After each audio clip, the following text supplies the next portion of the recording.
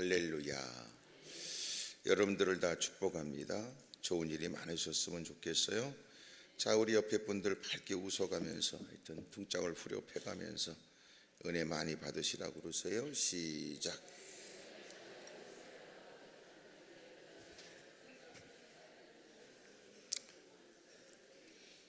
신앙생활 잘하는 방법이 뭘까?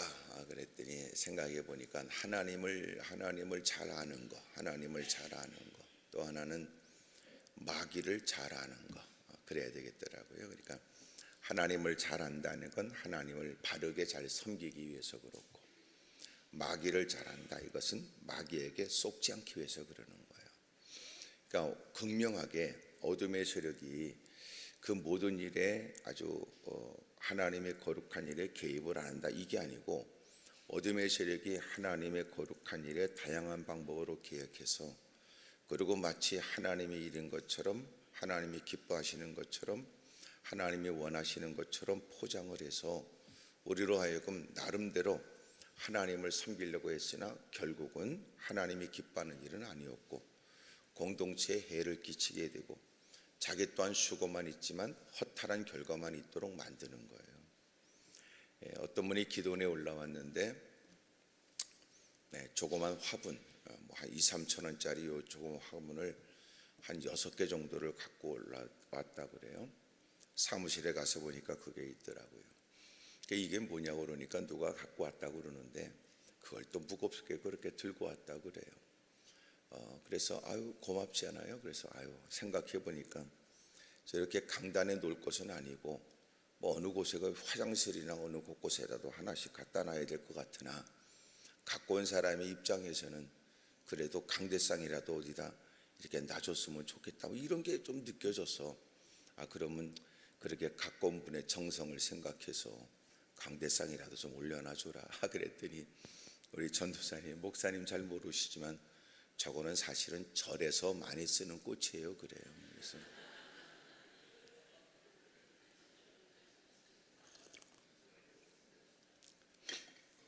저도 잠시 생각하다가 하나님이 만든 거 지네들이 갖다 쓰는데 뭐 어떠냐, 그냥 갖다 놔줘라. 그래서 이제 갖다 놓고, 또 그리고 이제 예배를 마치고 설교를 다 끝나고 난 다음에, 예배를 마치고 난 다음에 빨리 치워라 그랬어요.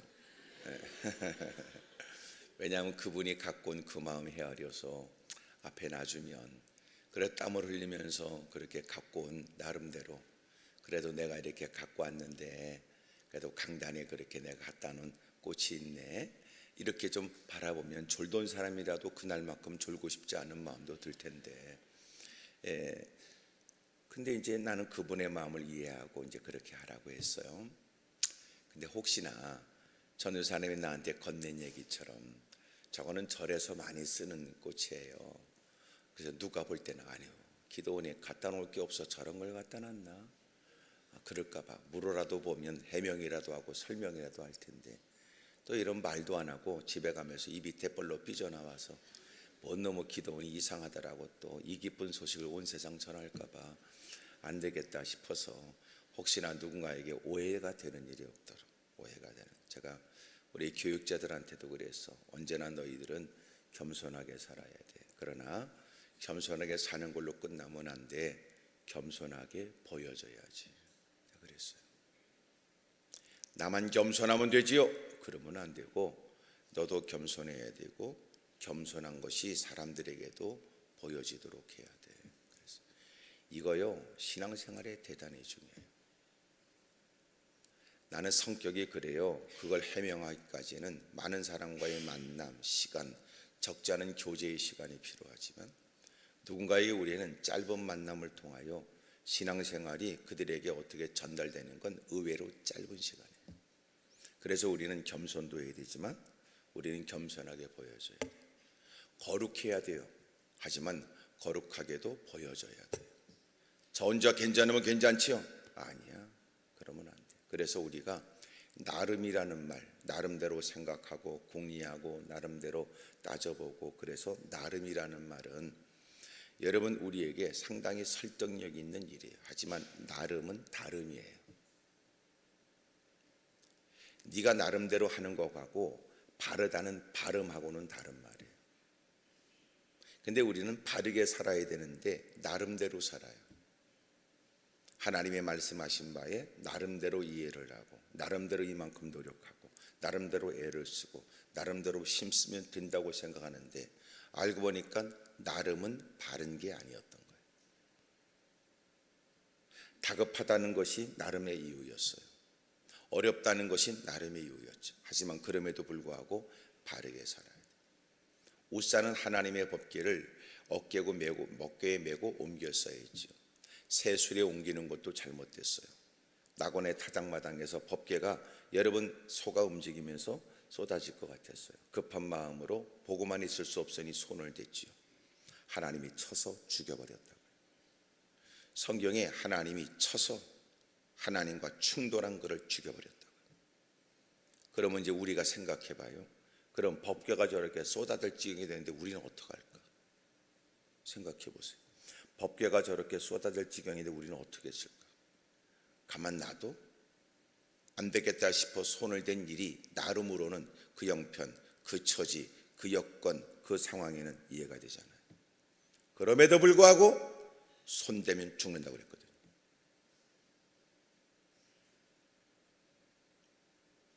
이게 나름 이것은 나름대로의 그 사람의 남다른 수고, 노력, 애씀, 마음고생 다 이해가 돼요. 듣다 보면 수긍이 가요. 그렇게 할 수밖에 없었던 일들이 공감이 가요. 하지만 그럼에도 불구하고 바른 건 아니라는 거죠. 그래서 우리가 늘 하나님의 말씀으로 자기를 살펴야 돼요. 바르게 살기 위해서 그런 거예요. 또 부르짖어야 돼요. 왜 그래요? 바른 건 살아왔는데 여전히 우리는 인간의 못된 정욕과 못된 기질을 갖고 있기 때문에 끊임없이 자기와 싸우기 위해서 기도해야 돼요. 그렇지 않으면 안 돼요. 신앙생활에 녹록지가 않아요. 오늘도 이렇게 여러분들이 하나님 전에 있다는 게 감사해요. 예, 감사하지만 그러나 이렇게 우리가 모인 것 때문에 우리는 더 다듬어져야 돼요. 여러분 가구하고 작품이 좀 다르더라고요. 가구하고 작품은 작품을 팔기도 하지만 대부분 작품은 보기만 하고 그것을 실용적으로 쓴다는 개념은 아니죠. 그것이 설령 의자라도 그것이 작품에 의한 어떤 이렇게 책상이라도 사실은 쓰진 않아요. 그건 작품처럼. 또 사람들이 쓰는 것은 또 다른데 뭔가 보니까 이런 거더라고요. 한 번 더 페이퍼즈를 하고 한 번 더 칠을 하고 달라요. 우리가 느끼는 거예요. 이만하면 쓸만하지. 쓸만한데도 장인이 볼 때는 아니고요. 쓸만한데도 내다 팔만한 가치는 아니고요. 쓰기에는 합당한데 작품은 아니고요. 근데 주님은 우리를 작품처럼 쓰고 싶은 거예요. 작품처럼 사람들에게 보이고 싶어요. 우리를 통해서 주님은 영광을 받고 싶은 거예요. 또 하나 주님은 가는 곳곳마다 하나님의 위상이 드러나는 하나님의 거룩한 사람으로 쓰고 싶어요. 근데 충분히 본인은 이만함을 충분하다고 아니에요. 그래서 하나님이 우리를 지극정성으로 지속적으로 섬세하고 세밀하게 우리를 다루세요. 계속 다루는 거예요. 어떤 분이 저한테 고백했던 것처럼 목사님 왜 하나님은 저를 이렇게 끊임없이 고난과 시련 가운데 있게 하십니까? 내가 그 다음에 그 말이 끝나서 바로 그건 당신이 만만치 않기 때문에 그렇습니다 그랬어요. 당신 시련 없으면 어떻게 무릎을 꿇어? 형편이 좋으면 당신의 눈에 눈물을 가득 담고 주님을 바라보겠어? 시간 예배를 흠모하는 마음이 지금과 똑같겠어? 그러므로 고난 그것이 하나님이 우리를 통제하고 우리를 이끌어 가시는 방법이에요. 우리가 보통이 아니잖아요. 옆에 분하고 다 인사하세요. 제가 보통을 좀 넘습니다. 해봐요. 시작. 들으면 고개를 끄덕거려. 고개를. 그래요. 그래서 하나님이 우리를 우리보다 더 사랑하니까 이 모습이 가능해요. 벌써 여러분 부모도 포기한 인생, 하나님이 지극정성으로 집요하게 추격하여 누군가는 표현하기를 마치 거룩한 사냥개처럼 끝까지 추격하여 막다른 골목에 다다르고 어쩔 수 없이 마주 바라보지 않으면 안 되도록 만들어 굴복시키고, 그래서 우리를 건져내신 하나님, 그런 하나님의 은혜 없이는 어떻게 우리가 이 자리가 가능합니까? 하나님을 아버지라고 부르고 예수님을 주님이라고 고백하는 그 모든 과정에 있어서 하나님의 나를 나보다 더 사랑하고 나를 나보다 더 잘 아시고 하나님의 나를 끝까지 돌봐준 은혜가 있으니까 오늘 이 모습이 가능하지. 예? 하나님을 잘 알아야 돼요. 그래야 하나님을 잘 섬겨요. 어느 부부가 둘이 노년에 둘만 살았어요. 그런데 너무나 삶이 궁핍하고 어려울 때 아내가 그날 생일이에요. 남편이 아내를 위해 해줄 것은 아무것도 없어요. 그래서 자기가 일어나서 빵을 구웠어요. 아내가 식탁에 앉자 빵을 딱 자르는데 빵의 딱딱한 부분을 아내의 접시에 올려줬어요. 아내는 오늘 자기가 생일이라는 것도 알고 있고 남편이 나한테 뭘 해줄 수 있는 것이 아무것도 없다는 것도 알았어요. 그러나 자기가 생일이라는 걸 여전히 기억하고 있는 것처럼 여러분, 그래도 그날 뭔가가 마음이 허전해요. 근데 남편이 접시에 올려준 건 딱딱한 빵의 부분이었어요. 아내가 소리를 버럭 질렀죠. 여보, 당신은 내가 이 빵의 딱딱한 부분을 얼마나 싫어하는지 몰라? 그랬어요. 그랬더니 남편이 기죽어 가는 목소리로, 여보, 내가 이 딱딱한 부분을 얼마나 좋아하는지 몰라? 그랬어요. 무슨 말인지 아직도 이해를 못하는 거예요. 아내는 딱딱한 부분을 싫어하지만 남편은 딱딱한 부분을 너무너무 좋아했는데 아내의 생일이기 때문에 자기가 좋아하는 걸 포기하고 줬다 그 말이야. 예? 그런데 아내는 그래도 화딱지를 냈어요. 그건 네 나름대로의 생각이지 나는 아니야, 그 말 아니야. 우리가 인간관계도 마찬가지. 내 깐은 좋아서 했는데 상대방은 전혀 아닐 수 있고, 나는 그것이 좋아서 했는데 상대방은 다른 신호로 이해할 수 있잖아요. 그래서 교회 안에서는 서로의 갈등이 더럽게 많을 수 있어요. 사람의 숫자만큼, 또 늦게 예수님을 믿은 만큼, 파란만장한 인생의 굴곡이 있었던 만큼, 상처가 깊고 고통과 어려움의 시련을 겪었던 만큼, 교회 내도 서로가 누가 시비를 안 걸어서 그러지 시비에 걸면 마치 통제됐던 용수철이 튕겨나오는 것처럼 다 준비되어 있는 사람들. 그렇기 때문에 교회 안에서는 언제나 우리와 다른 그 어떤 것에 같은 공통부모를 가져야 돼요. 같은 마음, 같은 말. 여러분, 같이 생각한다는 것은 대단히 그래서 중요한 거예요. 그것이 무엇이냐? 그것은 우리가 하나님을 믿는다, 보내신 그리스도를 영접했다, 오늘도 성령님의 인도를 받기를 원한다. 이 모든 일이 다 하나님 말씀 안에서 이루어지는 일로 모두가 한 마음이 되면 문제가 없어요. 그럴 때는 할 말도 없고 내가 통제하고 내가 자신을 포기하고 또 서로가 조율해 가면서 하나님 보시기엔 어떤가 이런 생각을 갖게 되는데, 그렇지 않으면 진 나름대로 여러분 악을 쓰고 나름대로 여러분 열심을 내면서 문제가 야기되는 거예요. 그래서 나름은 다름이란 말이고 이 나름은 바르지 않다, 바른 것과는 구분된 단어란 말이에요.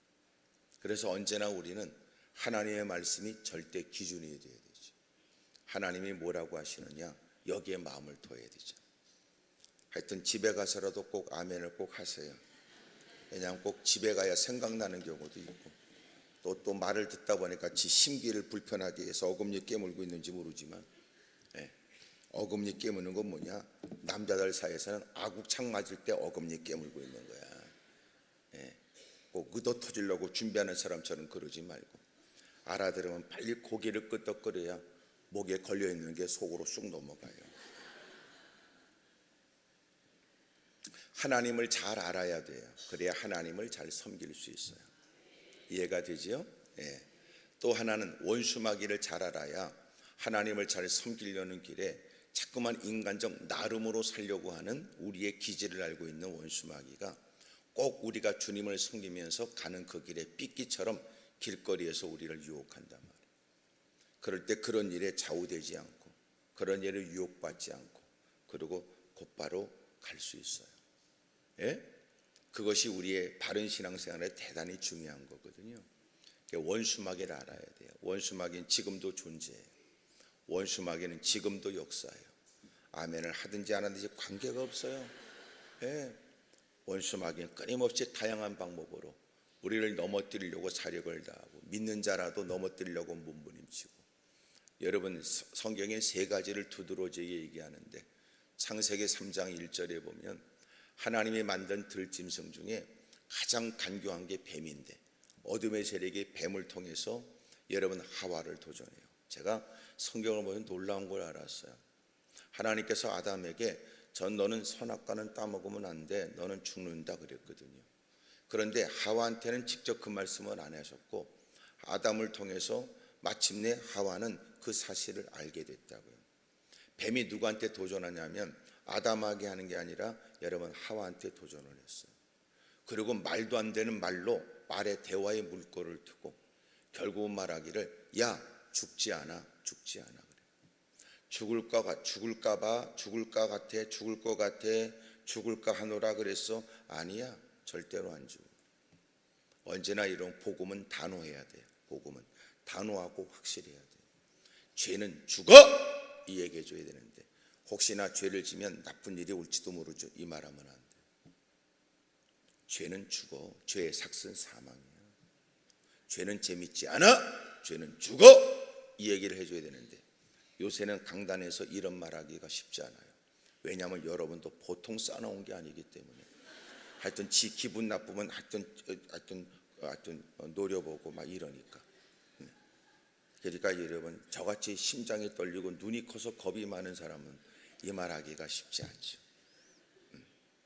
그런 중에도 여러분 그런 말을 목사님이 우리의 모든 것들을 모르지 않은데 우리의 처지를 이해해가면서 저렇게 조심스럽게 건네는 얘기가 얼마나 고마운지. 목사님 걱정하지 마세요. 목사님 말씀하신 대로 우리가 말씀대로 순종하겠습니다. 그러면 얼마나 행복해요. 고개를 끄덕거리면서 목사님 서슴없이 말씀해 주세요. 우리가 그렇게 살지 못하는 게 죄송스러울 뿐이고 우리가 그렇게 살아야 되는 것이 마땅하다는 걸 우리는 전적으로 동의하며 우리가 그렇게 살지 못하는 이거 그거 하나님의 말씀을 통하여 옳지 않으면 옳지 않다고 분명하게 얘기해 주세요. 고맙습니다. 우리는 개떡같이 살아도 목사님은 그 말씀을 분명하게 해 주셔야 됩니다.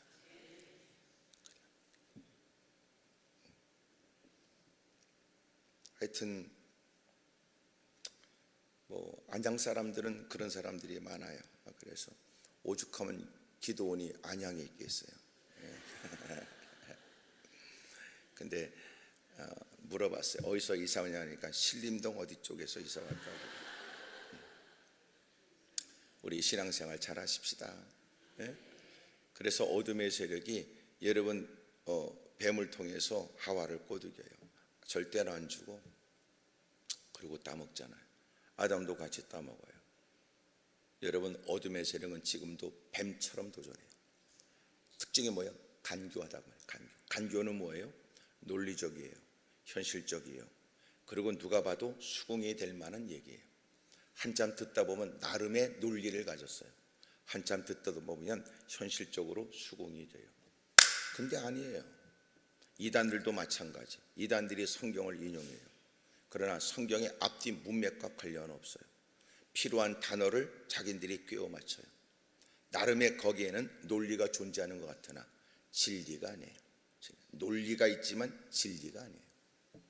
듣다 보면 수긍이 되지만 성경을 하나하나 따져보면 허구예요.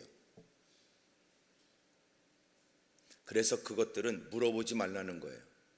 끝까지 교육의 과정을 마치고 난 다음에 물어보라고 그러지요. 이미 그는 쇠뇌되어 있고요. 그래서 마지막 때는 교회 중심의 신앙생활을 잘 하셔야 돼요. 이런저런 일에 물어보기라도 하고 이런저런 일에 잠깐 내가 우리 교회 가서 목사님께 물어볼 거야. 그 얘기만 한마디 해도 원수마귀는 이단들은 떠나가요. 얘기 안 하거든요. 이런 비밀은 너만 알고 있으라고 사기쳐가면서.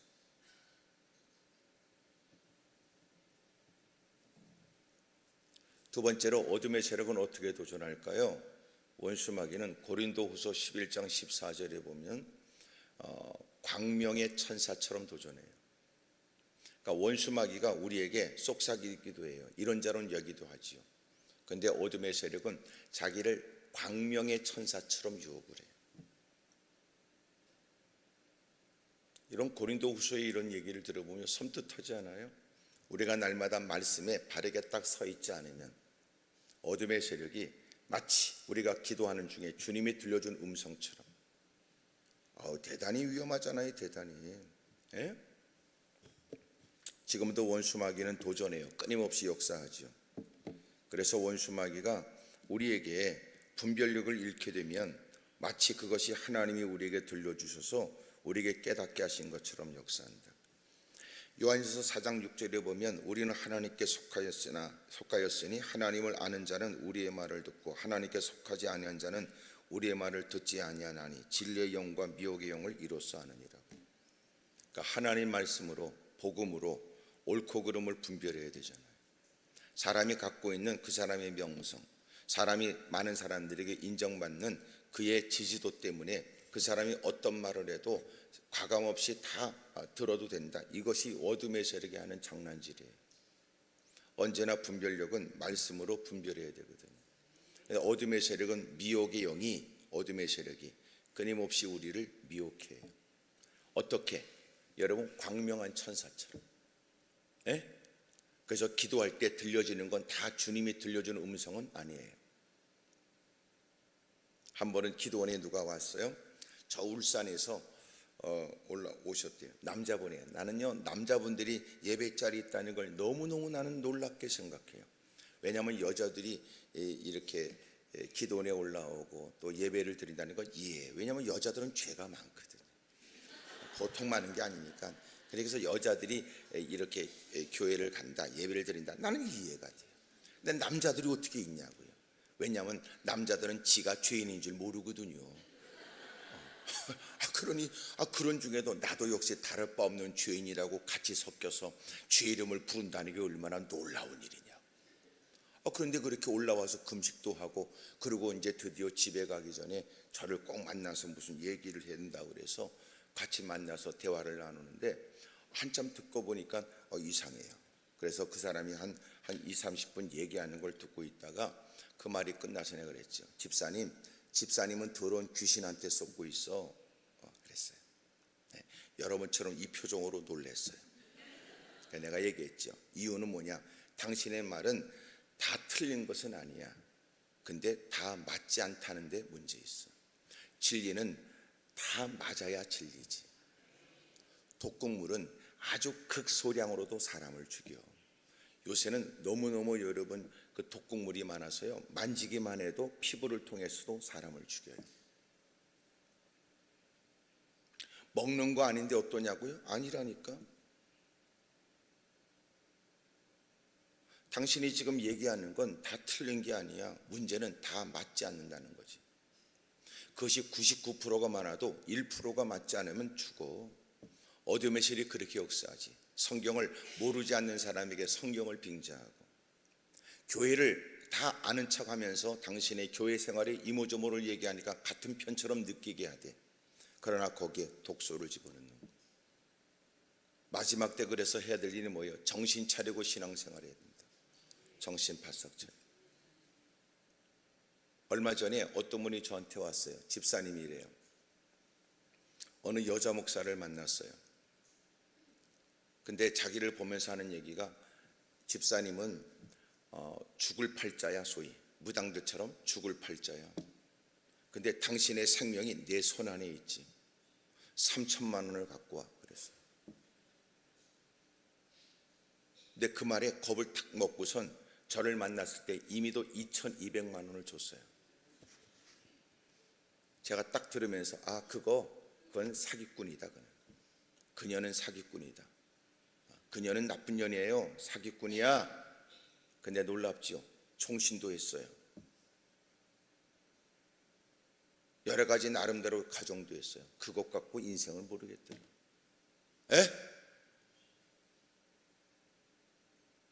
하도 이상해가지고 그래서 그러면 기도원의 조성구 목사님한테 내가 물어볼 겁니다. 그랬더니 물어보라고 그러더래요. 그래서 제가 딱 들으면서 이거는 이단 장난질하는구나. 그 사람 사기꾼입니다. 그래서 자기도 찾아보니까 그 사람한테 1억을 뜯긴 사람도 있고 3천만 원 뜯긴 사람도 있고 그래요.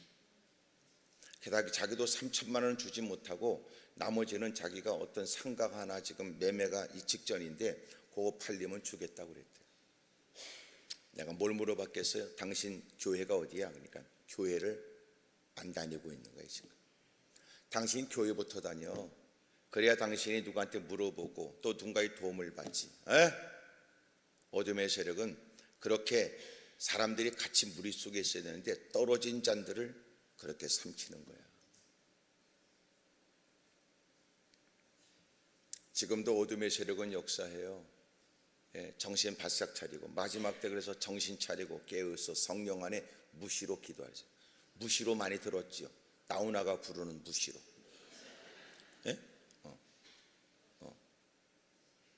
여러분 그렇게 날마다 깨어있어 정신 차리고 날마다 엎드려 기도하고 뭐사에 내가 얘기했잖아. 분별해야 되고 그 다음에 단호해야 되고 그 다음에 용감하게 담대하게 맞서지 않으면 안 돼. 집에 찾아왔어요. 그러면 오지 말아요. 뭐 하는 거야 이게? 당신 또 찾아오면 내가 신고할 거예요. 그래야 다음에 안 하나. 근데 우리는 그놈들이 못된 마음을 갖고 도전하는 일에 단호하게 대하지 못해. 아이고 알았어 다음에 오세요. 다음에. 그러니까 다음에 또 오지.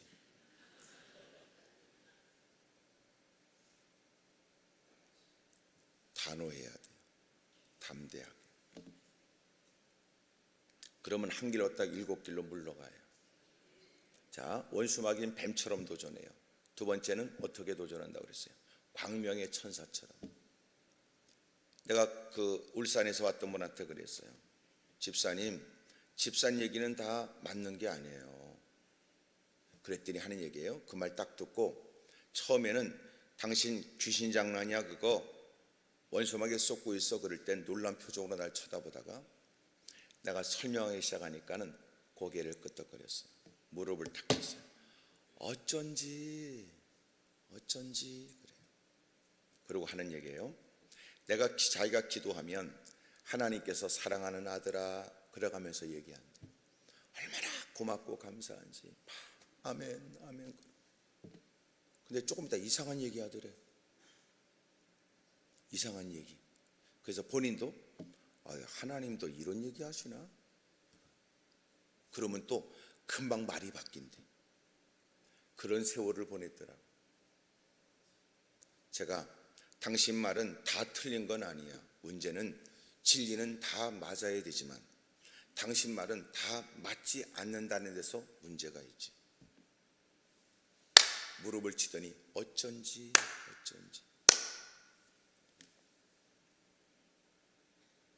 제가 뭘 물어봤겠어요? 내가 그런 분들한테 물어봐요. 집사님은 기도할 때 방언 기도만 하지? 어떻게 하세요? 알지 내가 방언 기도만 하지 말어. 네가 하는 방언이 진짜인지 어떻게 알며 또한 네가 하니까 괜찮다고 말할 수 있으며 또 하나 당신이 하나님 주는 은사로 방언 기도할 수 있지만 방언 기도만 하면 안 돼. 왜?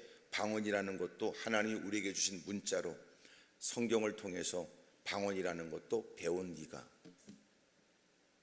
우리에게도 예수님의 기도를 성경에서 그렇게 우리말로 기록하여 어떻게 기도하셨다는 것도 가르쳐 주신 주님인데 너는 왜 우리말로 또렷하게 생각을 담아 왜 기도를 못해?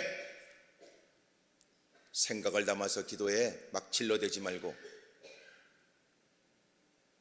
기도를 많이 하기 위해서 방언 기도가 필요하다는 그 쏙지 말고 당신이 생각을 담아 현실을 알고 주님 앞에 있다는 생각에 또렷하게 문장을 만들어 마음을 담아 또 하나 하나님께서 이루어 주시길 원하는 마음으로 기도하고 또한 나도 이루어 주시길 원해서 기도하는 만큼 나도 그 기도가 내 마음에 담겨 있어. 기도 이후에도 기도와 관련된 삶을 살아야 될 거 아니야.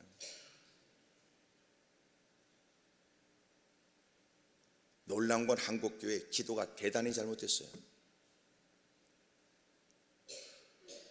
막 뭐라고 쭈그리고 앉아서 예배 자리에 앉아서 뭉개고 앉아서 시간 때운다고 그게 아니고 그래서 방언 기도는 성경에서 말하니까 부정하면 안 될 일이지만 방언 기도만 하니까 이게 문제라고 말해요. 생각을 담아서 또렷하게 문장을 만들어 하나님께 드리는 기도로 또 하나 책임지겠다는 마음으로 기도하세요. 그럼 바른 기도가 있기를 바랍니다. 당신 방언 기도하지 말어. 당신은 이제부터 성경을 열심히 읽어. 그리고 당신은 생각을 담아서 기도하는 것부터 다시 시작해. 하나님의 이빨 앞에 있다는 의식, 하나님의 위상을 느껴 하나님의 이름에 걸맞는 영광을 돌려야 될 사람으로, 복음의 영향을 받은 사람, 하나님의 나라를 위해서 각별한 은혜를 입은 사람, 베푸신 은혜를 따라 순종하고 충성해야 될 사람으로 생각을 담아 내가 뭐가 필요한지를 정중하게 여쭐 뿐만 아니라 주님이 깨닫게 하신 마음 일에 구체적으로 어떻게 실천하고 행해야 될지에 관해 하나님께 바른 기도 드려요. 바른 기도. 아멘이시죠? 그 신앙생활 해야 돼요. 그 신앙. 예? 그냥 방언하는 거 다 보셨어요? 나는 여러분들이 다 기도내서 기도할 때 저는 눈 뜨고 있어요. 왜냐하면 여러분 다 기도할 때 가방을 누가 지키겠어? 나라도 지키고 있어야지. 그 전에 실제적으로 많았어요. 교회 여러분 많이 모이는 그 공간에 전혀 다른 사람이 가방 하나 들고 와서 그리고 사람들 틈만에 예배를 드리고 일찍 나가는데 자기 가방 놔두고 옆에 사람 가방을 들고 나가는 거였어요. 어떻게 알아요? 그게 나중에 없어져서 찾았는데 화장실에서 발견되는 거예요. 그리고 필요한 것들을 다 가져가는 거예요.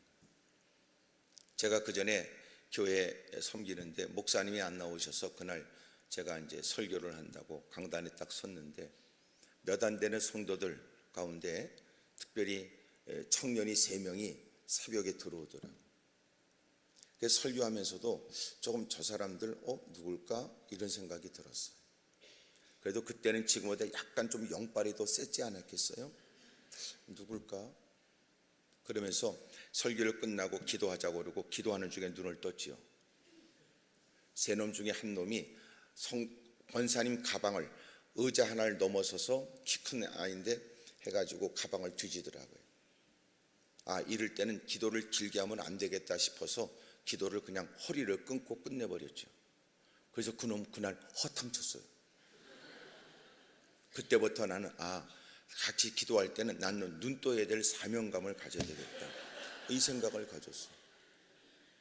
그리고 막 열심히들 기도할 때 그리고 제가 이제 여러 가지 다양한 사람들이 불특정 다수가 모이는 공간이기 때문에 예기치 못한 일들이 많아요. 그러니까 기도하면서 상황을 살피기 위해서 제가 이제 눈을 이제 뜨기도 합니다.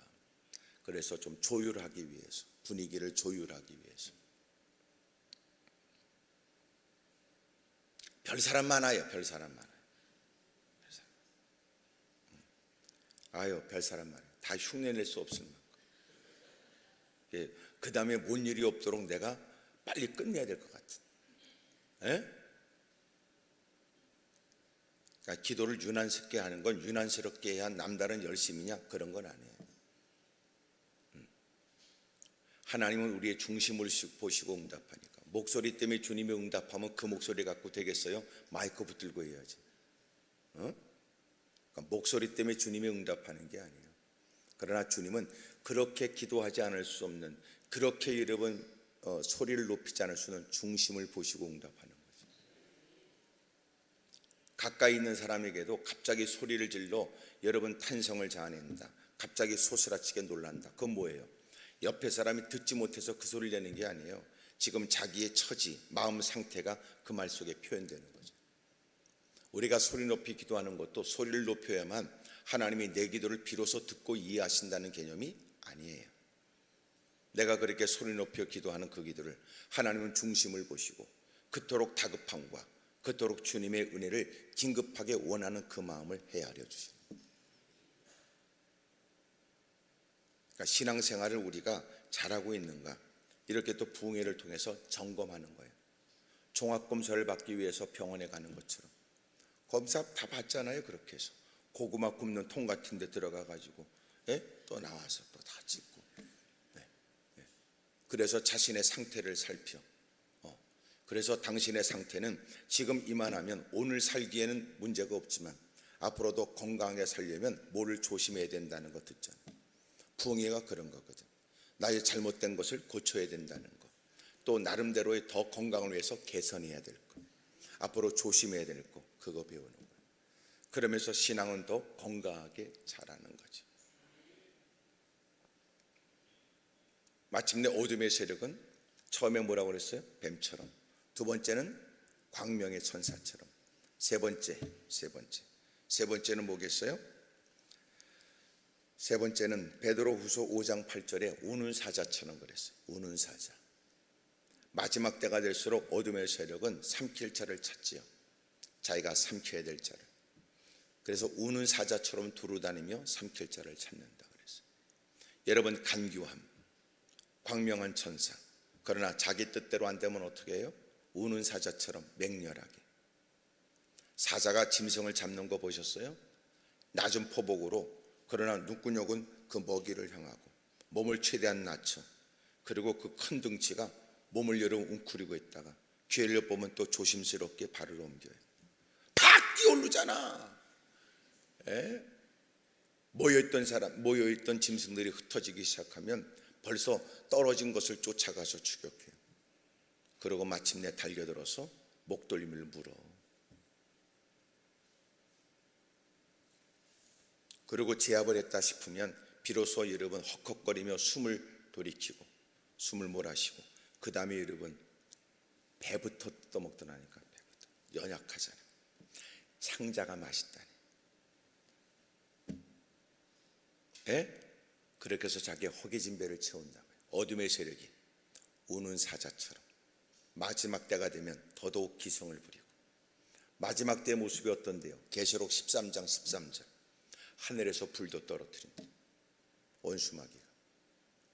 그래서 사람들로 하여금 이목을 끌고 주목을 받아가며, 그래서 우리는 기적을 쫓아가면 안 된다는 거예요. 뭘 따라가요? 말씀을 따라가야지. 그러므로 믿음은 뭐와 관련이 있어요? 믿음은 말씀과 관련이 있는 거예요. 만약 믿음이 말씀과 관계없다면 허구예요. 믿음은 말씀과 관련이 있어요. 뭘 믿어요? 말씀을 믿어요. 뭘 믿어요? 하나님을 믿어 말씀을 믿고 순종하고 살아가는 거예요. 그걸 믿음이라고 그러는 거예요. 믿습니다 골백 번 해서 믿는 거 아니에요. 입을 닭똥집처럼 해가지고 믿습니다 소리를 골백 번 해요. 그런 사람들이 대부분 밑으로 새버려요. 진짜 믿음이 아니에요. 대부분 믿습니다 소리를 반복하는 사람들은 어떻게 하는 거 보세요. 기합이더라고. 기합. 미쉬. 그리고 본인이 그 말하면서도 본인이 생각했어. 잘 안 믿어지네 이게. 미쉬. 이게 잘 안 믿어진다. 오늘은 날이 아닌가. 미쉬. 그거 아니에요. 진짜 믿음은 목구멍으로 내뱉는 소리가 아니에요. 저 안에서부터 마음으로 믿어. 입으로 시인하는 거예요. 내 마음은 믿지 않는데 주둥이로만, 목구멍으로만, 생목으로 내뱉는 소리가 아니라는 거죠. 진짜 믿음은 뭐와 관련이 있어요? 말씀과 관련이 있어요. 뭘 믿냐고요? 믿습니다 소리도 요새는 안 해. 하도 믿습니다 소리를 많이 하면 숫자만 들려. 나중에 꼭 가만히 듣다 보니까 저게 뱀을 부르는 소리 같다 이런 느낌이 들잖아. 그러잖아. 왜 그러는지 몰라. 또 어떨 때는 또 그런 사람이 있어. 목사님 기도해 주세요. 그래 기도해 주려고 하니까 내가 기도하는 동안 지는 또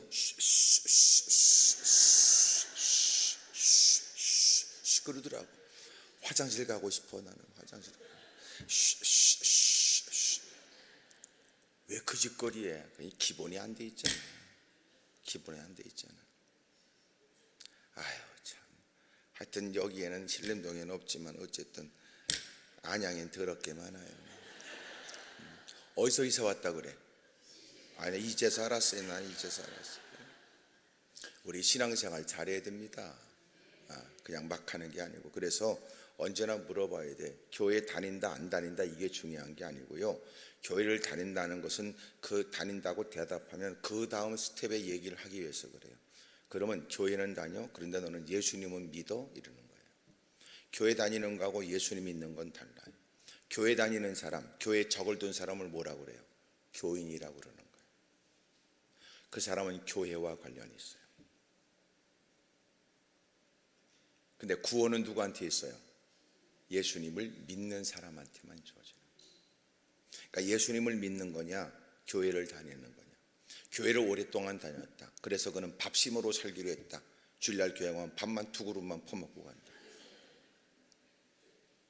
단지 모여서 이 말 저 말에 남 씹다가 교회에 흘러가는 정보 얘기만 듣다 간다. 아니면 누군가는 정말 주님을 믿는 거예요. 그러니까 주님을 믿는 사람은 그 사람은 성도라고 그러는 거예요. 성도는 이름이 어디 써 있어요? 그는 교인으로서 성도는 교회의 이름이 교족부에 이름이 기록되어 있고 생명책에 이름이 기록된 거예요. 생명책의 이름은 교족부에는 내가 씀으로 시작되지만 교족부의 그 생명책의 이름은 주님이 피로 쓰시는 것 같아요. 피로 쓰신. 나팔 불 때 나의 이름, 나팔 불 때 나의 이름, 나팔 불 때 나의 이름 그러잖아요. 아무나 불러주는 게 아니에요. 생명책에 이름이 기록된 사람. 예? 그러므로 교회를 다닌다는 것으로 만족이 아니라 교회를 다님으로 복음을 접하고 들음으로 믿음이 생기고 이제는 여러분 그렇게 말씀과 관련 있는 사람, 주님을 믿는 사람, 그래서 성도가 되어야 돼요. 그래서 교회 내에서 자꾸 물어봐야 될 질문이 뭐냐면 구원받았냐는 거예요. 내적인 확신이 있고 외적으로 감출 수 없는 삶이 드러나고 그게 믿음이잖아요. 그게 구원받은 사람의 모습.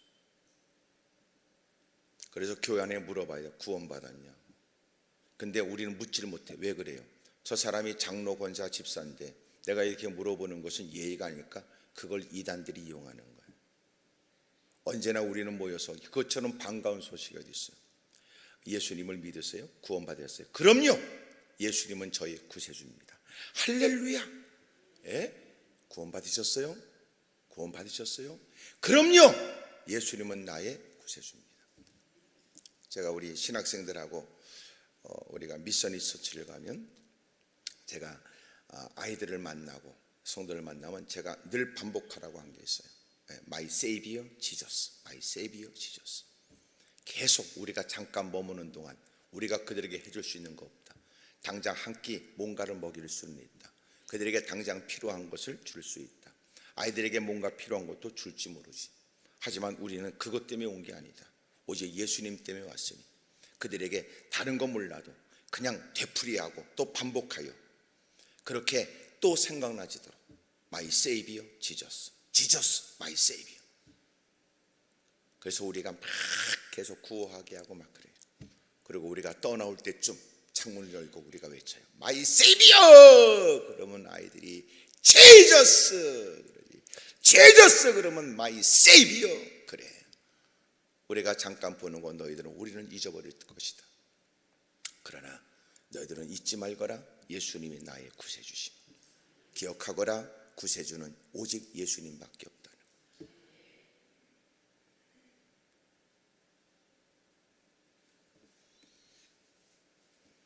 어떤 경우에도 여러분 흔들림이 없는 이런 신앙 고백이 우리에게 있어야 돼요.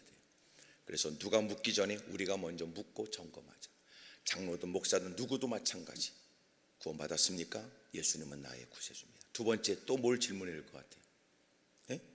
당신은 성령님으로 충만하냐? 너는 성령님으로 충만하냐? 이것은 하나님의 거룩한 일은 하늘로부터 능력이 덧입혀져 그래야 하나님의 일들을 감당할 수 있는 힘을 얻게 되니 직분은 그 일을 할 수 있는 자격이지만 그 일을 할 수 있는 힘은 주님이 주셔야 돼요. 성령 충만하지 않으면 절대로 감당 못해요. 그래서 저도 늘 사람들한테 얘기하는 거예요. 너 나를 건들려면 나한테 물어봐라. 나 역시 너같이 성질이 안 좋으니까. 피차 네가 나를 건드리려면 나한테 물어봐라. 지금 성령 충만한 상태인지. 만약 내가 성령 충만하면 나는 네가 하는 일에 나는 지혜롭게 대처할 수 있겠으나, 내가 성령 충만하지 않은 상태에 네가 막무가내로 들어오면 나는 너와 비슷한 성격인지라 나도 어떻게 할지 모른다. 내가 그랬어요. 이 말은 우리 모두가 성령 충만하지 않으면 목사가 목사로서, 장로가 장로로서, 권사가 권사로서의 일을 할 수 없다는 말이에요. 그러므로 에베소 5장 18절에 있는 성령 충만을 받으라는 말은 반드시 받아라, 반드시 받아라, 지금 받아라, 계속 받으라 그 말이에요.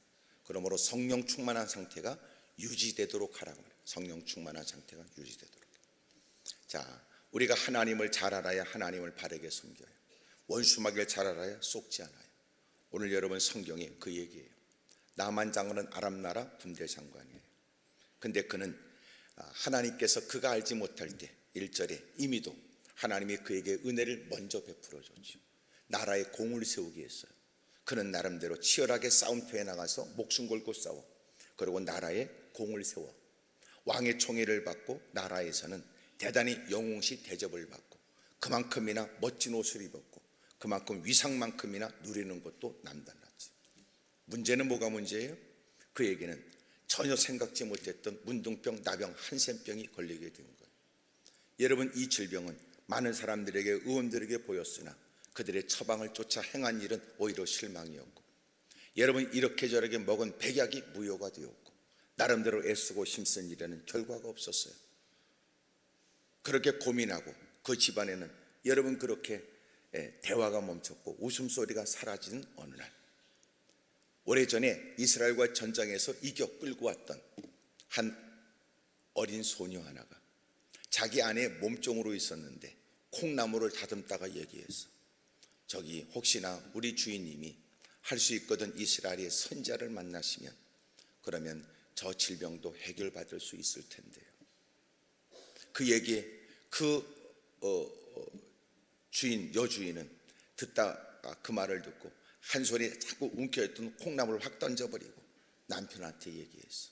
여보, 내가 듣고 보니까 저 이스라엘 땅에 선자를 만나면 당신 해결된답니다. 우리는 방법이 없지만 이스라엘 땅에는 방법이 있대요. 그래? 그 얘기를 듣고 왕한테 가서 얘기했고, 왕과 각별한 관계가 되었으니 왕은 그런 얘기에 자기가 친서를 써서 그의 손에 들려주고, 그리고 많은 군대까지 동원되어져 그러고는 이스라엘 땅으로 간 거예요. 뭐 때문에 갔어요? 해결받기 위해서 간 거예요. 제일 먼저 이스라엘 왕을 만나 아람 왕이 써준 글을 건네게 됐어요. 근데 그 글 내용을 보고 이스라엘 왕은 화를 내죠.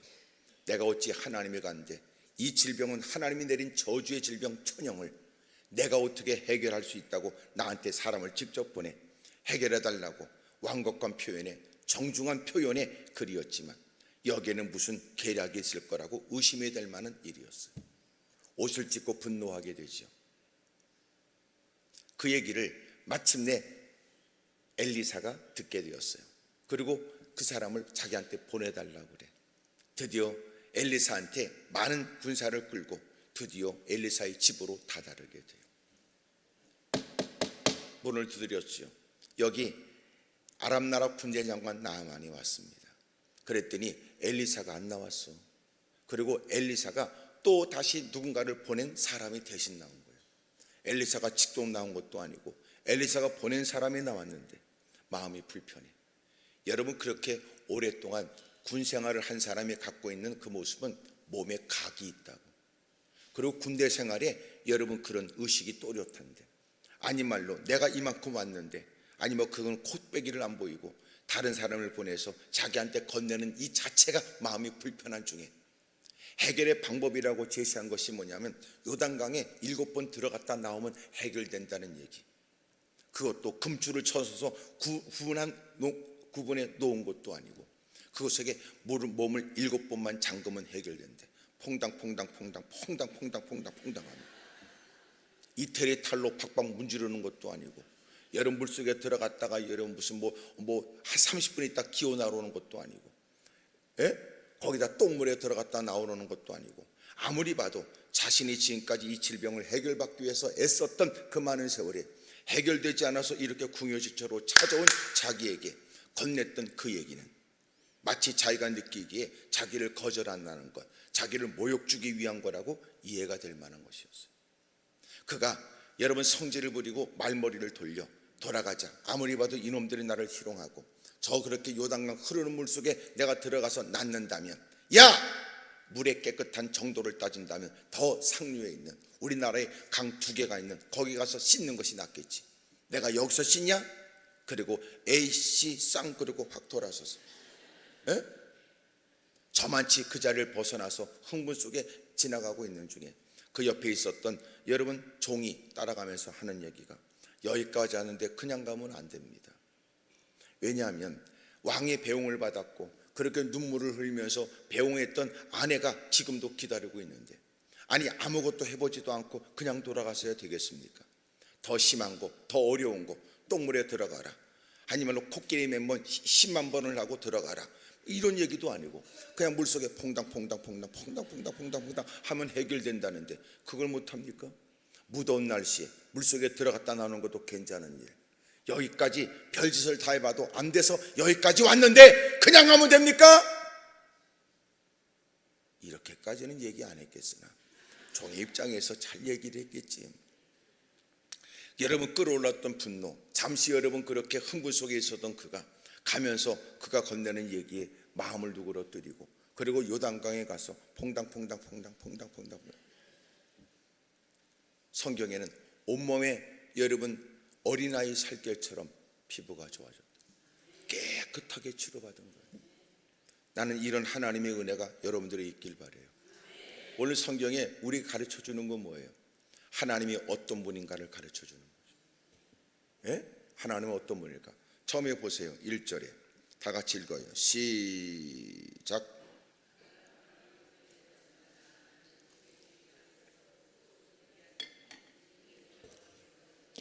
다 덮어버렸어요? 아무리 봐도 오늘 길 것 같아. 다 덮어버리자. 아람 왕의 군대 장관 나아만은 그의 주인 앞에서 크고 존귀한 자니. 이거 히타를 끄셔도 될 것 같아요. 히타 좀 끄셔도 돼요. 여기는요, 앞에는요 대빵 더워요. 숨이 막혀요. 건조하고. 그래요. 고맙습니다. 그리고 여러분도 너무나 이렇게 히타는 좀 끄는 거 좋아해요. 왜냐하면 머리가 따끈따끈해지면요 혼미해져요. 집 안에 있는지 집 밖에 있는지 내 몸 안에 있는지 잘 몰라요. 그래서 로이드 존스라고 하는 분은 언제나 설교의 현장에는 약간 서늘해야 된다 그랬어요. 서늘해. 그리고 이제 바닥이 따뜻해야 되는데 우리는 발이 따뜻해진다고 그러잖아. 발이 따뜻해지는데 머리가 따뜻해지면요 그때부터는 이제 복잡해져요. 그때는 보이스 피싱인지 설교인지 구분이 안 돼. 자, 1절에 군대장관 나아만은 그 주인 앞에서 크고 존귀한 자야. 왜 이유가 어디 있어요? 이는 여호와께서 전에 그에게 아람을 구원하게 하셨어요. 그러니까 그는 지금 하나님을 알아요, 몰라요? 몰라요. 그는 지금 우상을 섬기고 있는 아람 나라의 군대 장관이에요. 전혀 하나님을 몰라요. 그런데 놀라운 건 하나님은 먼저 나만을 사랑했어요. 먼저 그가 지금까지 공을 세웠던 모든 일은 하나님이 개입하여 하나님이 그에게 주신 은혜였던 거예요. 놀랍지 않아요? 하나님은 어떤 분입니까? 하나님은 좋으신 하나님이세요. 첫째, 먼저 우리를 사랑하시는 분이세요. 요한일서 4장 19절에도 우리가 사랑하면 그가 먼저 우리를 사랑하셨기 때문이다. 요한복음 15장 16절 너희가 나를 택한 것이 아니고 내가 너희를 택하여 세웠다. 하나님이 우리를 먼저 사랑한 거예요. 그래서 우리가 이런저런 우여곡절 끝에 어쩔 수 없이 무릎을 꿇어 말씀을 듣고 신앙생활하는 가운데 어느 날 은혜가 있고 깨닫게 되면 지난날의 일들이 해석되기 시작해요. 이제 보니까 내가 교회를 나왔는데 이제 보니까 주님이 나를 불러온 거네. 이제 보니까 지난날도 하나님이 돌봐주셨던 거네. 내가 배불리 먹을 수 있는 것은 아니었으나 그때도 하나님이 그렇게 누군가가 나를 도와줘 근근히 위기를 극복했고 오늘이 있게 된 거네. 이제 보니까 나는 그 고통 때문에 내 돈 띄어먹은 그년 때문에 나는 발을 동동 구르다가 누군가가 야 교회 가봐 교회 가봐 그러면 그런 문제도 해결된대. 누가 건네는 말도 안 되는 얘기에 교회 안에 들어와서 찾았대. 너의 돈 띄어먹고 도망간 사람이 있나가 찾아왔대. 그런데 하나도 못 찾았어. 없어. 그러나 교회를 출입하여 듣게 된 말씀이 그에게 이르면 깨달아지기 시작하더니 그는 사람은 찾지 못했고 돈 떼어먹고 도망간 그 사람은 못 찾았는데 주님을 만난 거예요. 그리고 천국을 얻게 된 거예요. 그리고 드디어 그가 입술로로 기도하기를 하나님 이제 보니까 그렇게 돈 떼어먹고 도망간 그 사람이 고맙습니다. 그런 사건이 아니었으면 내가 하나님의 전을 찾을 이유도 못 느꼈을 테니까. 그것 때문에라도 그년을 찾아야 되겠다고 악썼던 시간에 하나님은 나를 만나주셨고 천국을 얻게 됐고 그리고 지난날이 해석되기 시작하니까 감사가 되더라는 거죠. 우리가 하나님의 은혜를 입고 나서 지난날이 해석돼. 오늘 현실도 어떻게 해석해야 되는지를 깨닫게 돼. 지금까지 도와주셨고 오늘도 있게 된 것이 하나님의 은혜라고 믿어지는 만큼 내일도 그 주님을 더 의지하게 돼. 이 신앙생활 아닙니까? 여러분 아람 나라 군대 장관은 몰랐어요. 근데 하나님은 그를 사랑했고 하나님은 그에게 공을 세우게 하셨고 하나님은 그 지위가 있게 하셨고 그 풍요를 누리게 하셨던 거예요. 하나님 우리를 이렇게 먼저 사랑하세요. 먼저. 그리고 우리를 먼저 사랑하시고 그리고 우리를 오늘도 사랑하시고 앞으로도 계속 사랑하시고 아들까지 내어주신 그 하나님이 그 어떤 것을 아끼지 않고 우리를 돌보아 그리고 마침내 우리를 천국에 다다르게 하신 이런 얘기하면 누군가 아유 목사님 그렇다면 구원받은 사람은 끝까지 무슨 짓을 해도 천국에 간다는 말씀이지요? 맞다. 가만히 보니까 약간 미소를 띄우는 것 같아. 내가 이 말도 덧붙였어요. 무슨 짓을 해도 천국에 가는 거죠? 그럼요. 무슨 짓을 해도 하나님께서 그에게 비싼 대가를 치루어서 하나님이 그를 이끌어 가시죠. 그래서 내가 얘기했어요. 하지만 만약 개판을 치면 주님이 개패드 패가면서 데려갑니다. 그 사람 약간 충격을 받고 생각을 바꾼 것 같아요. 하나님은 우리를 이토록 사랑하세요. 먼저 사랑하시고 여전히 사랑하시고 계속 사랑하세요. 끝까지 사랑하세요. 근데 여러분 놀랍잖아. 하나님이 나를 먼저 사랑하신다. 이걸 우린 찬송 부르잖아. 아 하나님의 은혜로 있을 데 없는 자 왜 구속하여 주는지 난 알 수 없다. 왜 내게 성령 주셔서 내 마음을 감동해 주 예수 믿게 하는지 난 알 수 없도다 그러잖아요. 하나님 내가 뭔데 이렇게 은혜를 베풀어 이렇게 믿음이 있고 믿음으로 살게 하셔서 오늘도 하나님의 자녀가 되게 하셨는지 허물과제로 죽어버린 우리 은혜로 말미암아 여러분 믿음으로 구원을 받게 하신 줄 아무리 따져봐도 감사할 것밖에 없지. 사랑하는 여러분 하나님은 우리를 그토록 사랑하세요.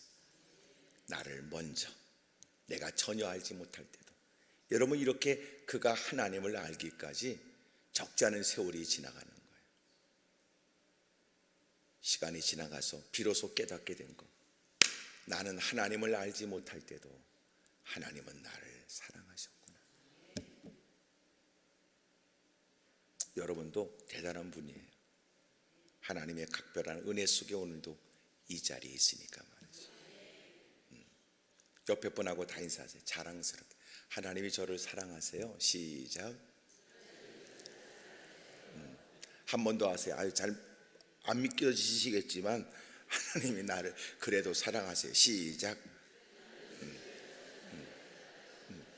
한 번 더 하세요. 아유 내 생활을 보면 나도 할 말은 없지만 그래도 하나님이 나를 사랑하세요. 시작.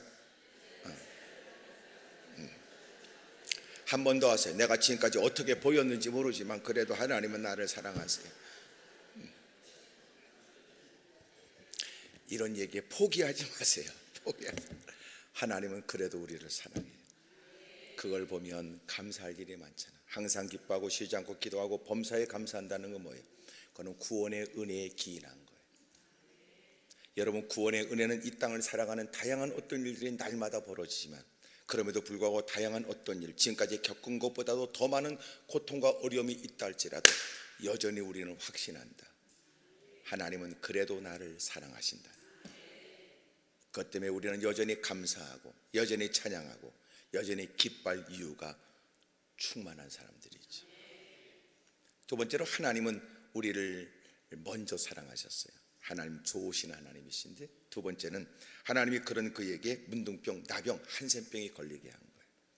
여러분, 이것은 그 아람 나라에서 해결하지 못하고 그의 높은 위상으로도 풀지 못하고 여러분 궁궐에 있는 왕이도 해결하지 못하고 어이도 해결하지 못하고 여러분 어떤 누구도 해결해 주지 못하는 그런 고통을 겪게 되었어요. 누가 이런 얘기했어요? 모든 사람은 공평하다 그랬어요. 공평하다. 누군가는 높은 지위만큼 남모른 아픔이 존재해요. 겉으로 볼 때 사람들은 부러워하지만 돌아서서 여러분 누군가가 알지 못하고 누군가가 들을까봐 조심스럽게 토하는 한숨 소리도 있다는 거예요. 하나님은 다 공평해요. 다 공평해 줬어요. 다 우리예요. 여러분 표정도 보니까 그렇지 않다는 뜻입니까? 다 공평해. 내가 설명할 수 있어요. 하나님이 누군가에겐 5개 주고 왜 나는 1개만 줄까? 지금 그것 때문에 그러는 거죠. 아무개는 저렇게 살고 나는 꼬라지가 이럴까 그렇게 생각하는 거예요. 그럼에도 불구하고 공평해요. 왜 그래요? 하나님이 우리에게 주신 만큼 주님 앞에 섰을 때 그것 가지고 뭐 했냐고 물어보시니까 그래요. 공평하죠. 하나님 공평하다니까. 하나님이 재능을 주신 만큼 그 재능을 너는 어디다 썼냐고 물어보는 거예요. 하나님이 우리에게 시간을 준 만큼 100년, 1000년, 10,000년, 때로는 누군가는 젊은 날에 그 세월만큼 주님 물어보시는 거예요. 너가 이 땅에 있는 동안 너는 뭘 했냐고 물어보시는 거예요. 그래서 공평한 거예요. 하나님 내게 재능, 건강, 여건, 여러분 또 수명 다 줬어요. 누군가에게 여러분 주목받으면 내가 너보다 낫다 개품 잡으면 안 돼요. 주님 앞에 가게 되면 내가 너를 이 땅에 냈고 너는 하나님으로 주님으로 말미암아 이 땅에 세월을 보냈던 거야. 자, 너는 내가 너에게 허용한 시간을 어떻게 썼어? 물질 어떻게 썼는데? 다 묻잖아. 하나님은 여러분의 통장 번호도 알고 있고 비밀번호도 알아요. 주님은 여러분의 그 금고 그것도 아세요. 그래도 못 믿겠다 그러니까 가끔 주님은 도둑놈이 신방 오게 하는 거예요. 그리고 자기는 알려준 적 없는데 지가 다 열어가지고 지가 고스란히 갖다 주는 보이스 피싱도 당하는 거예요. 하나님이 다 알아요. 그래서 과부의 두 렙돈을 주님께서 기뻐하셨던 것은 그것이 그의 두 렙돈 때문에 그런 게 아니에요. 두 개의 가장 적은 단위의 여러분 동전 그 얘기가 아니에요. 그것이 그의 생활비 전부였다는 거예요. 생활비 전부하고 생활비의 극히 일부분하고는 다르죠. 다시 말하면 우리는 드린 것을 생각하지만 주님은 준 것 보시는 거예요. 준 것. 가장 충격적인 오늘 말씀이죠. 예? 우리는 드린 것을 봤으면 좋겠는데 그걸 보셨으면 좋겠어요. 주님은 그게 아니고 인간아 내가 너 꼬부쳐 놓은 거 알아 인간아. 여름에 쓰지 않는 겨울 이불과 이불 사이, 남편의 손이 닿지 않는 저기 주방 기구 저 안에, 아내 손이 닿지 않는 책, 업무 서류 그거, 장롱 밑에 꼽붙여 놓은 거. 내가 보니까 또 이 말 듣고 또 오늘 집에 가면 대청소할 가능성이 있어요. 찾아내겠다는 뜻이기도 하지만 또 더 좋은 안전한 지역으로 옮기겠다는 뜻일지도 모르지. 우리는 드리는 걸 생각할 때 주님은 준 걸 생각하는, 야 내가 너한테 얼마나 줬는데 너는 그 하찮은 거 하면서 너보다 적게 내는 사람 앞에 너 개폼 잡아? 이것 봐라 이거. 탈무드에서 뭐라고 말하냐? 부자에 대한 개념이 우리하고 달라요. 탈무드의 부자의 개념은 얼마나 많은 일을 했느냐, 얼마나 많은 사람을 도와줬느냐, 이것을 많이 도와준 것만큼 부자라고 그래요. 그러니까 우리는 소유에 대한 개념이잖아요. 탈무드는 그가 얼마큼 사람들에게 베풀었냐를 부자와 가난한 자로 여겨요. 그러니까 많은 건 가지고 있지만 베풀지 않은 걸 뭐라고 그래요? 거렁뱅이라고 그러는 거예요. 그러나 그만큼 많이 선한 일에 애쓴 사람을 부자라고 얘기하니까 우리하고 개념이 다르죠. 지금 여러분 표정은 그런다고 내가 줄 아느냐 이런 생각이거든요. 난 여러분 뜯어먹을 마음이 쥐뿔도 없어요. 쥐뿔도 없어요. 예? 돈 때문에 우리를 부를 리는 없잖아. 말이 또 어려워? 돈 때문에 우리를 부를 것 같으면 우리를 불렀겠어요? 정경련 회원들을 부르지? 아, 이거 또 이해가 어렵네 또. 아, 우리를 불러서 앵벌이 시킬 일이 있어? 그럼에도 불구하고 주님이 헌신할 이유를 가르쳐주고 더 충성하도록 주님이 가르쳐주는 건 뭔가 뜻이 있겠지. 내가 그랬잖아. 내 없는 걸 아는데도 주님이 그렇게 분부하시고 내 형편을 아시는데도 불구하고 주님이 알게 하시는 건 왜 그럴까? 주님은 나에게 나쁜 하나님일까? 그럴 리가 없지. 하나님은 몰라서 그럴까? 그럴 리가 없어. 그렇다면 하나님이 뭔가 뜻이 있구나 이런 거 아니야. 하여튼 필요를 따라 아멘을 하고 성질나면 또 아멘도 안 하는 여러분, 집에 가서 꼭 생각하고 여러분 아멘 하세요. 그러니까 하나님은 여러분 이렇게 먼저 사랑하셨고 그 다음에는 생각지 못한 돈으로, 힘으로, 능력으로, 권력으로 할 수 없는 고난을 준 거예요. 왜 이런 고난을 줬을까? 전전긍긍 신음 속에 살고 있는 어느 날 전혀 예기치 못한 어린아이를 통해 듣게 된 얘기는, 그 얘기는 희망이었죠. 마침내 발걸음 옮겨서 그러고 갔어요. 그것이 계기가 돼서 하나님을 만나게 되는 거예요. 하나님이 우리에게 고난도 주세요. 그래서 좋으신 하나님. 하나님은 좋은 걸 주세요. 그래서 좋으신 하나님. 하나님은 고난도 주세요. 그래서 좋으신 하나님. 혹시나 아멘하면 나쁜 일이 생길까 봐 그러세요? 전혀 관계없어요. 세상에도 현명한 사람은 여러분 쓰레기도 재활용해서 오히려 쓰기도 하고, 여러분 그냥 흐르는 물도 낙차를 만들어서 마침내 여러분 전기로 만들기도 하고. 여러분 카이로스 크로노스 그런 얘기도 들으시잖아요. 여러분 흘러가는 시간, 그러나 유용된 시간. 많은 사람들은 누군가는 벌써 한숨 쉬고 토하고 또 토로하고 또 여러분 또 근심하고 있을 때 이 시간 누군가는, 그 어떤 사람은 또 이렇게 하나님께 무릎 꿇고 은혜를 구하고 있으니 같은 시간이라도 유용된 시간, 복된 시간, 가치 있는 시간, 영혼이 깨어나는 시간, 새로운 시작의 출발의 시간 되죠. 하나님이 우리에게 주시는 고난, 하나님이 우리를 미워해서는 아닐 거예요. 그래서 그것을 징계라는 말은 쓸 수 있고, 그것을 시련, 역경이라는 말을 쓰지만 그것을 심판이라고 말하진 않아요. 심판은 끝의 개념이라면, 징계는 그와에게 하여금 더 복된 길로 인도하기 위한 과정이니까. 여러분도 한 성격하기 때문에 여러분도 쉽게 다룰 수 없다는 걸 여러분도 인정하지요.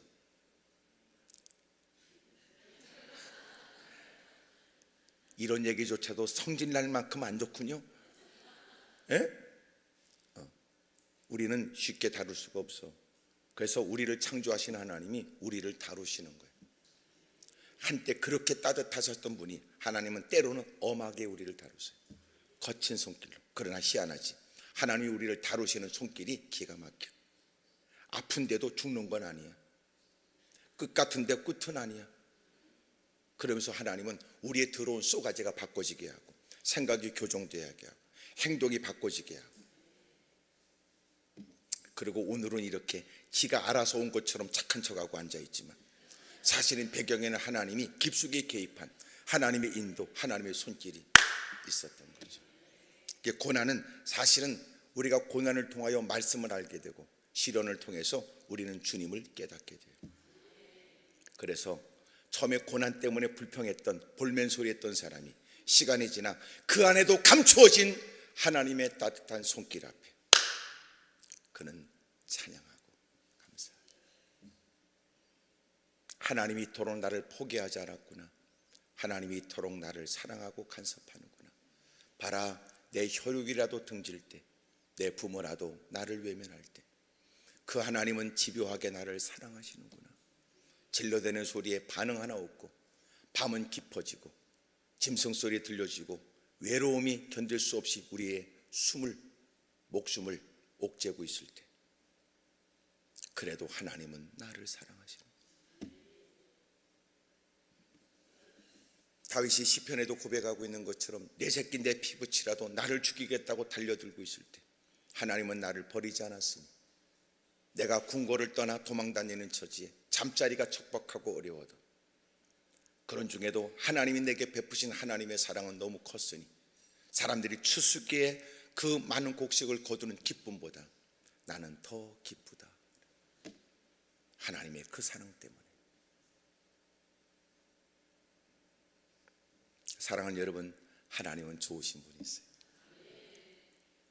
하나님은 먼저 사랑하시고 또 하나님은 그에게 고난을 줘 마땅히 깨달아야 될 것을 깨닫게 하시니까 하나님을 찾게 하시고 또 여러분 하나님께 겸허히 무릎 꿇어 또 주의 이름을 부르게 하시니 마침내 그렇게 이스라엘 땅에 와서 엘리사를 만나겠다고 오고 전혀 뜬금없는 해결의 방법으로서 요단강에 7번 들어갔다 나오는 일, 마지못해 어쩔 수 없이 옆에 종이라도 붙어서 건네는 얘기, 자기를 배웅했던 사람들을 생각하고 물속에 들어갔다 나오기라도 해야 되겠다 그러고 물속에 들어갔는데 그 질병은 깨끗하게 치료되어지고 온몸은 어린아이 살결처럼 좋아졌다는 거예요. 그래서 하나님은 좋으신 하나님. 자, 오늘 말씀의 요약을 할게요. 하나님은 좋으신 하나님. 하나님은 좋은 것을 주세요. 하나님은 좋은 것만 주지 않으세요. 그러나 하나님은 좋은 것이 되게 하세요. 이게 오늘 말씀의 요약이에요. 하나님은 좋은 것을 주세요. 하나님은 좋은 것만 주지 않으세요. 하나님은 좋은 것이 되게 하세요. 다시 한번 할 테니까 잘 들으세요. 하나님은 좋으신 하나님이세요. 왜냐하면 하나님은 좋은 것을 주세요. 좋은 것만 주지 않아요. 그리고 하나님은 좋은 것이 되게 하세요. 자, 옆에 사람하고 해보세요. 자, 시작.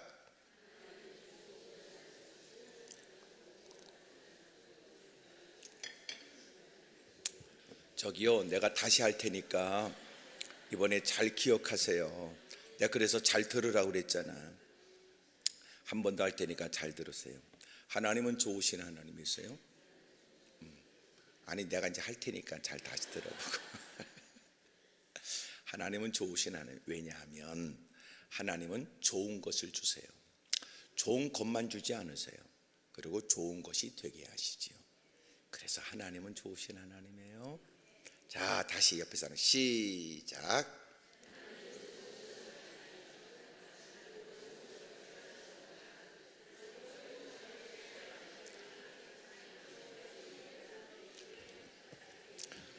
어쨌든 피차 확인하지 않는 게 하나님께 영광 땅의 평화가 될지도 몰라요.